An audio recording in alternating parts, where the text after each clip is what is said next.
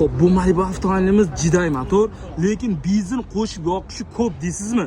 Sizga mana shu blokni taklif qilaman. Agar bu bilan qo'yadigan bo'lsangiz, standart holatda 7% gacha.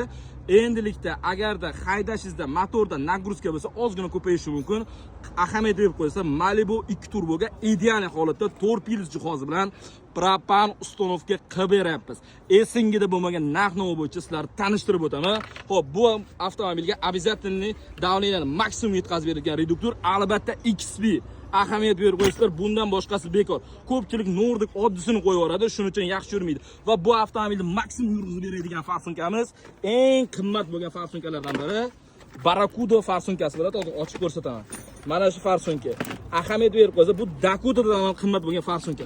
Orqa tomoniga 65 talik silindroniy balon kafolati bilan Belarusiyani eng idealnisini uстановка qilib beryapmiz. Ahamiyat berib qo'yasizlar, narxlar chopilgan. Bu videoni Malibuchilarga sirrochni yuborib qo'ying. Obuna bo'lishni unutmang. Narx-navosi pastda raqam qoldiramiz.